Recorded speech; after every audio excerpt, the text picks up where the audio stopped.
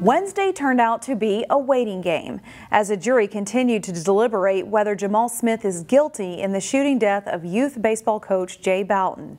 The jury started deliberating early Tuesday afternoon and started up again on Wednesday morning. The jury has emerged with a few questions throughout the process. Reporter Sarah Tamer has been in the courthouse through it all, and she sheds more light on what those questions are. The jury began deliberating at 9 a.m. Wednesday and continued deliberating until about 2 p.m. They then had another question for the court. The jury stated they reached a consensus on count 2 and 3, but weren't sure if further debate will bring them to consensus on count 1. They were wondering if counts 2 and 3 can still stand in the case they don't reach a consensus on count 1. In response to that question, Judge Nicole Engish suggested that the jury should continue deliberating and sent them back to the jury room. As of 3 p.m., they were still in that room deliberating. Just to recap, count 1 is first-degree murder without intent to kill, count 2 is second-degree murder, and count 3 is illegally possessing a firearm. Reporting in Minneapolis, Sarah Tamer, CCX News. A Minneapolis man is accused of fleeing Brooklyn Center police and driving more than 90 miles per hour before crashing into a vehicle and killing a 6-year-old girl. Hakeem Muhammad is charged with criminal vehicular homicide, criminal vehicular operation, and fleeing police in connection with last week's fatal crash in Brooklyn Center. Muhammad had a warrant out for his arrest for a deadly shooting last April in Minneapolis. According to a criminal complaint, Brooklyn Center police located Muhammad near the Speedway gas station off 57th Avenue. When they tried to arrest him, police say he sped away. Court documents show Muhammad was driving 94 miles per hour when he slammed into an SUV at the intersection of 53rd and Humboldt Avenue North. A young child, 6-year-old Blessings McLaurin Gray, died in that crash. 4 others in the other vehicle were also injured, including a 15-year-old girl who suffered a serious brain injury. According to Brooklyn Center police policy, officers can initiate a pursuit for several circumstances, including if a driver is wanted for murder. City officials in Crystal are pushing back on a key part of the plan for the Metro Blue Line extension project. Hennepin County and the Metropolitan Council approved the preferred route in June. It would have light rail trains travel down the center of County Road 81 in Crystal. In order to make room for the tracks, project leaders have proposed reducing the road from 6 lanes to 4. However, the city has concerns about whether 4 lanes can accommodate all of the traffic. It's now asking project leaders to consider alternative designs to keep the road at 6 lanes. And the main benefit of that to the community is that will help draw out all the pros and cons, potential impacts, potential benefits, potential mitigation measures of both versions. And that will be essential for the City Council to take an informed municipal consent vote on the project sometime in 2023. The City Council unanimously approved a resolution on Tuesday night for consideration of the 6-lane design. The city of Maple Grove is considering approving a remote work policy, which officials say could help recruit and retain city workers. According to the policy, department directors may approve remote work schedules for up to 2 days per week. The city administrator or department director may also discontinue remote work schedules at any time. In addition, not all positions will be eligible for remote working. Clearly, the bulk of our work here at the city is in-person service, police, fire, public works, building inspections. Those types of things are something that we do as we are present here. But there are positions within the city that could have some flexibility for remote work.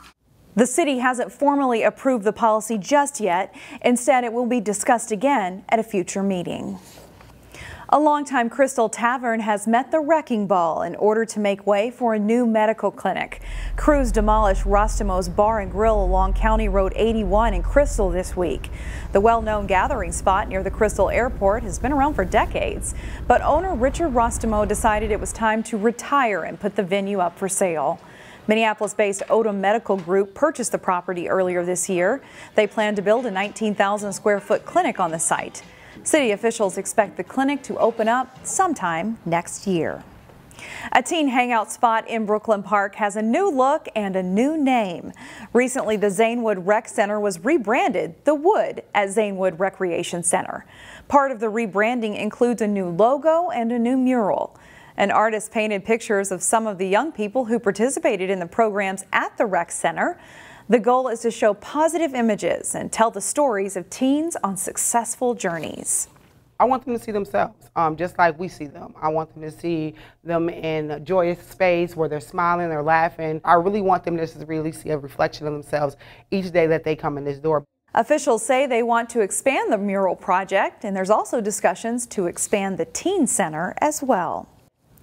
Scholars from the Robbinsdale School District had a unique opportunity on Tuesday night to see something they might not have experienced before. African drumming groups were part of the World Culture Fair at the Fair School in Crystal on Tuesday. The event is offered for scholars involved in the district's Summer Freedom Schools program.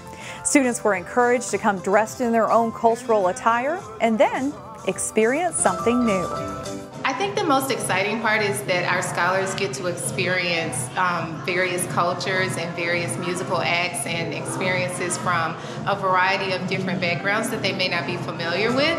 Scholars and guests also had a chance to try different ethnic foods.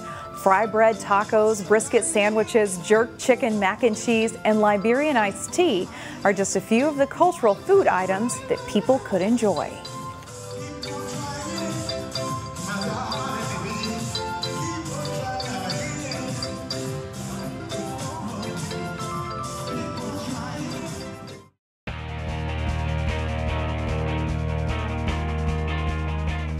Midsummer is a popular time for a lot of athletic camps, many tied into high school programs. We visited one in Plymouth earlier this week. Coming off an undefeated state championship winning season in 2021, the Wayzata volleyball program is setting the foundation for its future. Start with footwork when they get back to your court. This week's Wayzata Youth Camp brings together about 200 players from grades 1 to 9. This group included mostly girls from 5th to 9th grade. The staff includes Wayzata coaches and some current players. It's always fun to coach and to bring our own knowledge back into younger kids to keep it going. So it's always fun to teach them. I want them to have a good time and to learn a little bit about volleyball and learn if volleyball could be a thing for them and maybe try the next thing in volleyball, some kind of the next program, whatever that may be, like a fall program or trying it at the middle school or whatever it is. That's some of it, but we want them to have a good time and just people to discover their best interests. Depending on the age of the players, the drills and skills taught to the campers vary. But the bottom line is the same: learn the fundamentals. Probably a lot of ball control, getting more reps, and also getting ready for high school season. I believe that all the coaches here that I've learned from so far have been very helpful, and I've grown a lot even within 2 days. A lot of different coaches teach different things, and so seeing what different coaches have learned is really interesting, and trying to pick the right method for you is really important. Though the Trojans graduated an outstanding senior class from their championship team, the returning players working this camp are excited for the upcoming season and to work with these potential future Trojans.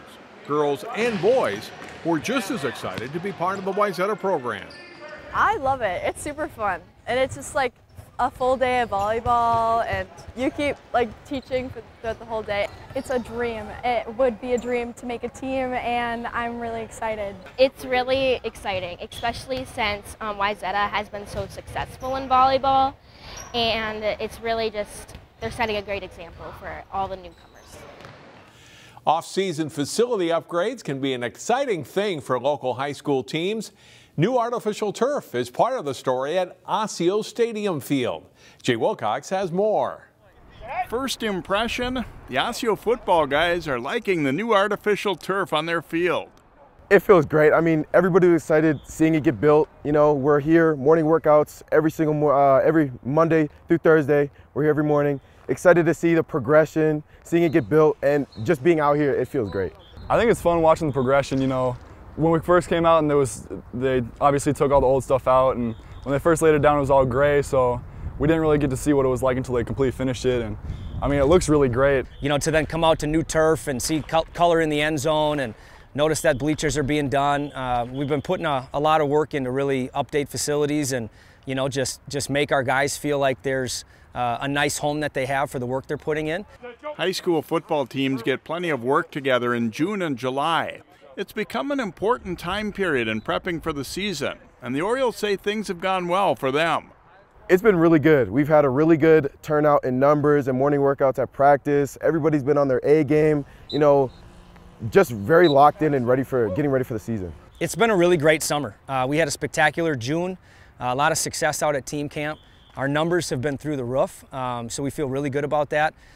We start our freshman practices in July, and we've had more freshmen out for summer practice than we've ever had since I've been here. You know, the more we can get done and the more players we have out now, the more efficient we can be once we start fall officially.